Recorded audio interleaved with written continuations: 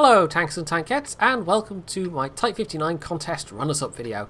I hadn't actually intended to do any kind of runners-up prizes, but some of the entries were just so impressive that I thought, you know what, why not, let's sprinkle a bit of gold around. Now actually, we're looking at, well this is Liu 15, we actually saw him in the kids replay. He was one of the type winners, and Liu only just missed out. He was actually also only just ahead of the other top placing ELC entry by something like 5 XP. But yes, one of the winners, Dino95, has decided to share some of his good fortune and contribute a prize himself. So we've actually got 4 winners. And as Liu here was the top non-type winning entry, he's going to get 3,000 gold courtesy of Dino, so well done there, Liu. Asdim, who was the other ELC top placing entry, only just missed out by something like 5 XP, so it was remarkably close, it really was. So this is going to be a quick little match, and it's basically going to be all about the spotting damage, and it's kind of funny because the winning ELC entry was hardly about the spotting damage at all, and this is maybe more what people had in mind when they were concerned that scout tanks would run away with the XP. This was quite close to being a winner, but not quite close enough, and of course the winning scout entries were both rather action-filled and not really anything to do with spotting damage as it turned out. Anyway, he's racked up 3 kills already, and he clearly is trying to go for the kills here. He's waiting for the low health targets, but hey, you know, that's what the contest involved, was getting at least 5 kills, so that's fair enough. And with the gun on the ELC, well, it's pretty slow loading, and the handling is pretty terrible, but if you get the chance to do this, and just spot enemies and line up the shots, well, it's also got a lot of penetration, and 240 average damage is not half bad for a tier 5 light tank. In fact, the ELC is really quite a unique machine. So it got another kill on the Hetzer, 4 kills, hasn't really done much more damage, moves up a little bit further and spots an artillery. And that's tier 5 arty, so he can maybe one-shot this guy if RNG is with him. And there we go, he gets at least just under average roll. It could have been slightly less than average, but it was still just high enough for that to be his 5th kill. So they've won, basically. I mean, this was a bit of a ruffle stomp. He was able to spot for his allies, and there were a lot of enemy tanks down this way that just got completely wrecked. And that's the recipe for a good scout game. A good spotting game on Prokhorovka is a very passive enemy team that just clusters around that 1-2-3 line, and then having enough allies to shoot them, basically. So he gets the final kill for a Top Gun. Well, his final kill gives him a Top Gun, rather, let's put it that way. He's not going to get that Birch Gun, unfortunately, but still, 6 guns, 6 guns. 6 kills means he gets a Top Gun. He also got a Scout Medal and a Patrol Duty, and that was almost certainly an ace, although I don't think QB's website actually shows that. But with this level of XP, it probably was. So there you can see, top of his team, 6 kills, only 1,300 damage. So he must have done a fair whack of spotting damage for his team. And as you're going to see, that is indeed true. And there you go, just over 3,000 spotting damage to go along with his 1,300 damage done and those 6 kills. So that was just under 4.5 minutes. That was a pretty good result for just under 4.5 minutes. Next up we have the Cool 17 in the KV1 Sport. This was the guy that was the technical disqualification, and I felt so bad about it that I've decided to award him a prize, because it is a very good game. It's just, it was played the day before the contest started. Contest entries had to be from the 2 weeks while the contest was running, basically, and as this was the day before, well, I felt it was only fair to disqualify it, but at the same time, I, like I said, felt bad about it. So he's going to get 1,000 gold courtesy of me. So the KV1 Sport, it's still got pretty good frontal armour, but it sacrifices the all-round protection that the KV1 has. It's not nearly as tough from the front and sides. It also differs a bit in terms of the derp gun. If you want a better reload and possibly even handling, I can't remember, the KV1 itself is the better choice for the derp gun. But I think this gets slightly better stats for the 85mm. I can't actually remember offhand if that's true. It certainly has better mobility. I mean, that's the main trade-off of this versus the KV-1. You lose that all-round 75mm of armour, but you do pick up a pretty reasonable amount of speed, and you don't really sacrifice a lot of firepower to do it. And you can also see he's obviously played this a reasonable amount. He's got 2 gun marks, so he knows what he's doing in this machine. And although this looks like he's, you know, alone against multiple enemies, the enemies in question aren't really that huge of a threat to him. He's taken out the most dangerous ones, and they're being really rather disorganised. They're not reacting to his aggression at all.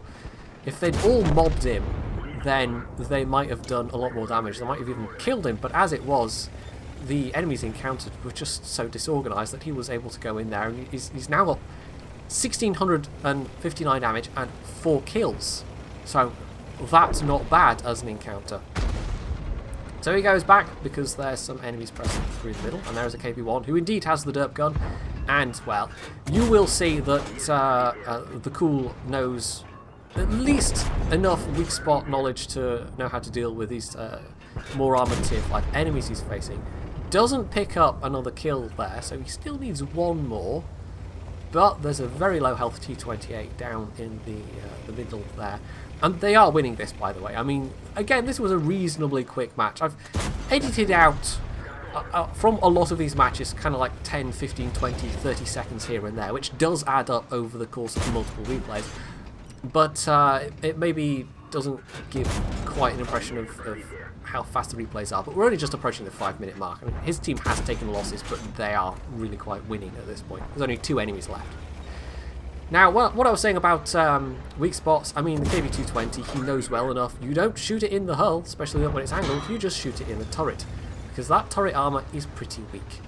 And the KV-220 is otherwise not a bad machine. It has enough penetration for the gun to be okay for its matchmaking. It does have limited matchmaking, but it's only truly effective when you encounter enemies that don't know about the weakness of the turret, that shoot at your very strong hull. So it's one of these machines, like, I don't know, to give an absurd example, I'm sure when the KV-5 came out, there were about 5 minutes or so when nobody knew to shoot the Radio Man binnacle, and everyone panicked because, oh my god, it's so strong. And then, you know, I'm sure very quickly that people did figure that out, but still, the KV-220 is sort of similar-ish. Once people know about the weak spots, it just becomes less effective. So he ends that battle with an ace tanker, high caliber, and a top gun, 7 kills. And you can see from the date there, that's what clued me. It had to be from the 14th. This game was from the 13th. So just 1 day, unfortunately. Just 1 day made all the difference. Anyway, 7 kills and 3,000 damage. So he had 1,559 base XP as a result of that. And a rather nice profit, actually, considering this is a tier 5 heavy tank. That wasn't bad for a 6-minute game.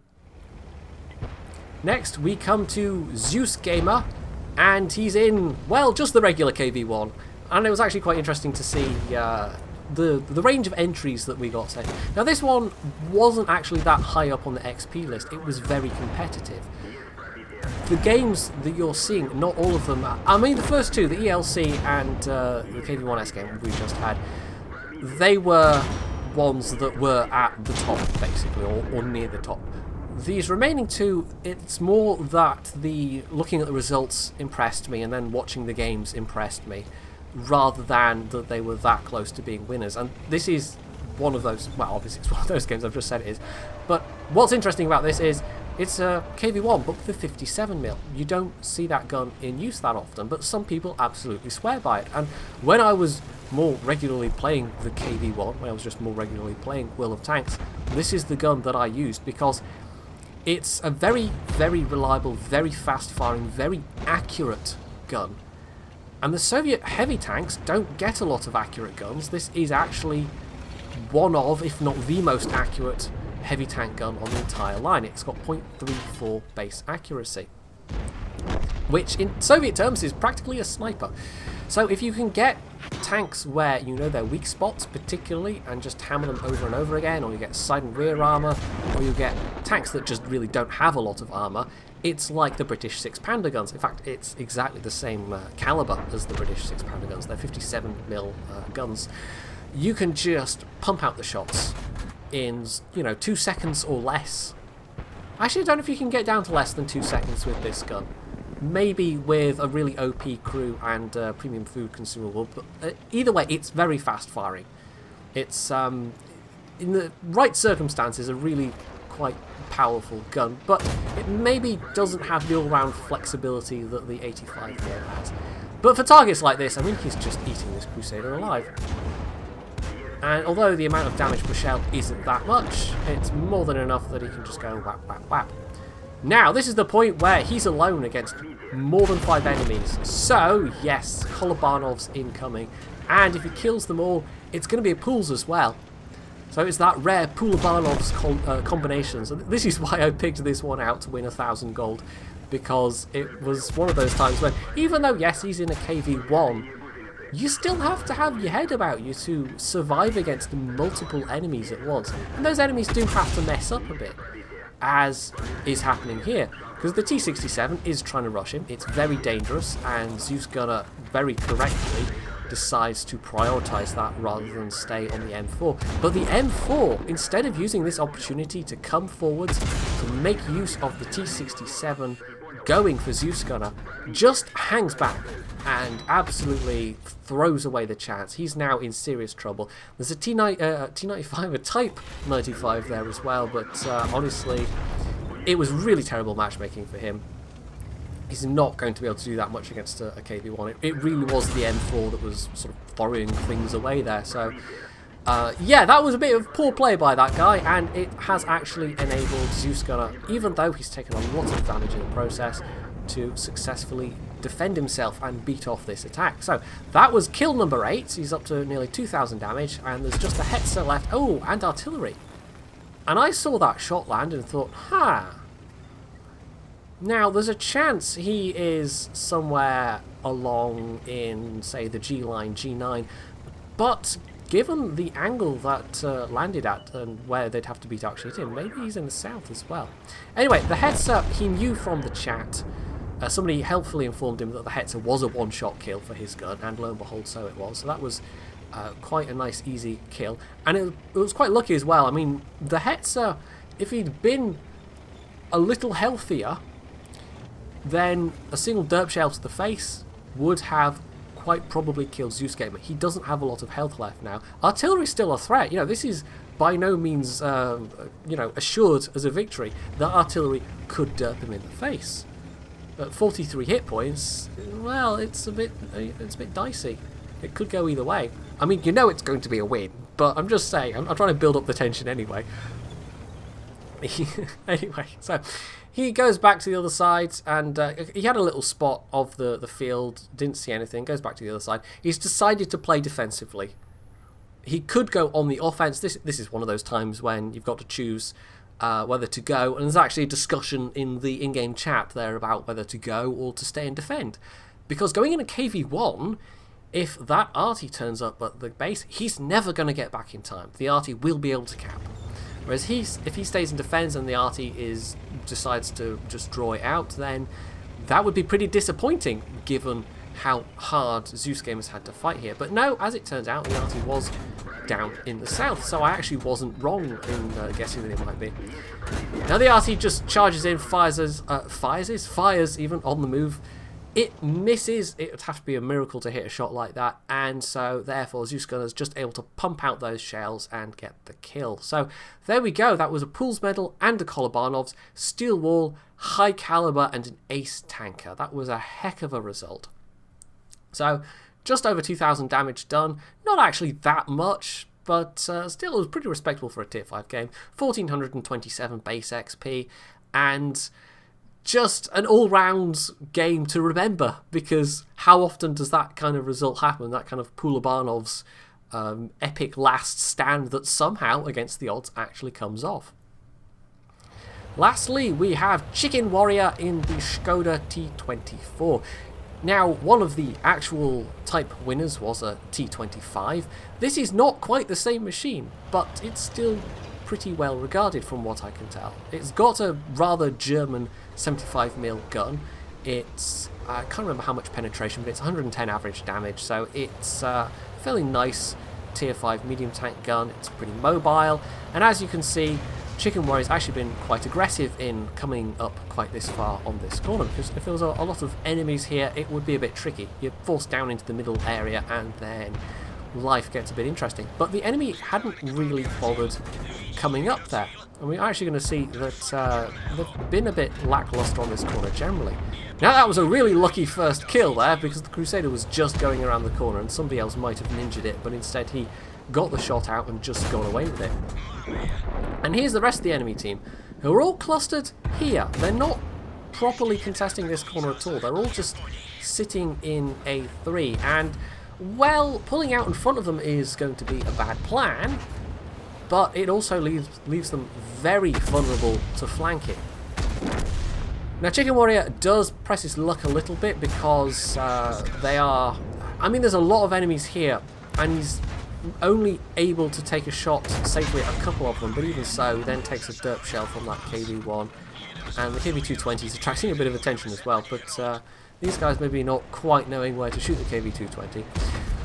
But this is pushing his luck a bit. If he keeps popping out like that, he's going to run out of hit points sooner rather than later, and I think he realises that, just because there's so many guns facing that way. If there was only 1 or 2 tanks, then you can basically wait for them to fire, pop out, get your own shell in, but when there's so many enemy tanks, that becomes a much riskier proposition. So instead, he does the sensible thing, decides to flank, and picks up another kill in the process, because the Hetzer and that really low health Lux for some reason decided that now would be a good time to come round here. Far too late to actually be of any use, and instead they just got themselves killed. So he flanks and picks up 1 low health kill, and here's another low health enemy, and there we go, there's another kill. And there's 2 tanks left here. But instead of going for the Type 95, who really isn't a threat, he puts his first shot into the KV-1. Then, seeing the Type 95 is a one-shot, picks up his 6th kill. So there we go. This has been a lot of kill securing so far. And again, waits for somebody else to shoot the KV-1 before taking that guaranteed kill. So that's 7 kills. He really was on a kill securing streak in this particular game. And he's almost going to need to be on a kind of kill securing streak, because the rest of his team aren't actually that great. They collectively decide, well, a couple of the remaining ones collectively decide to go and try and cap, which when, I mean, they're kind of winning, but in this kind of situation, there's 2 artillery left, and it's just, generally speaking, the riskier option to try and cap. It would have been much better to go on the offensive, to wipe out those last couple of enemies, and instead, well, they've just lost their own artillery, with the Stug 4 going round, and apart from that KV-1S, everyone else is in the cap circle, where they basically can't do anything except sit there and cap. Anyway, this KV-1S turns out to be not the brightest little snowflake. He gets Chicken Warrior gets slightly distracted by the Stug getting into a position where he can pick stuff off from the cap. At the very least, he's now spotting for his own artillery, and one of the Sextons gets a kill. But this KV-1S, I mean, look at this. You know the guy's there, and what do? You drive sideways when you're one-shot kill, backwards, so that you can't even get your turret round in time. And it's just, that was an invitation to be killed for no purpose, and so therefore he was killed for no purpose. So much for that KV-1S being of any use. He's more use now as a corpse, to be quite honest, because he ate that shell. So the enemy T25, yeah, he takes another shot, but unfortunately Chicken Warrior rolled rather low, 95. And he would have needed a high roll to just one-shot the guy, but that low roll has meant that he definitely needed another shot, and he took another hit in the process. So he's now on very low health. So of the remaining allies, well, only the KV-220 in the cap actually survived. And of the enemies, it's just these Sextons left. So now Chicken Warrior is on the hunt. And again, a little bit risky, but his chances are probably pretty decent of taking out these guys. The Sextons would have to get a little bit lucky to be able to derp him. And so there's his 11th kill. And this is going to be kill number 12. So not only did he get a Pulse Medal, he got a one-man crucial contribution for a very low amount of damage, all things considered. But even so, 12 kills on your own. I mean, that's pretty impressive. I almost feel like there should be an award for that, because you go from the Pools medal at 10 kills to the Rajanai Heroes medal at, like, was it 14? So I almost think there should be a separate medal for 12 kills, because it's a really impressive achievement. You don't see it very often. And you look at the rest of his team and you think, yeah, even though his damage wasn't that high, the rest of his team were not doing that well. And there were only a couple of other people that managed to get kills. So again, not in terms of XP that high up the winners list. It's just 12 kills was such an eye-catching figure that I had to watch the replay, and then I thought, yeah, okay, we're going to give this guy some gold. So there we go, that's my final winner, who's going to walk away with 1,000 gold. And once again, thank you to everybody that took part. I got to see some very entertaining replays, and obviously, you know, aside from those that have won, I hope that all of you watching this have enjoyed seeing these games as well. So if you have, you can leave any comments about it below, or you can hit the like button, you can sub to my channel if you haven't already, and as always, stay tuned for more.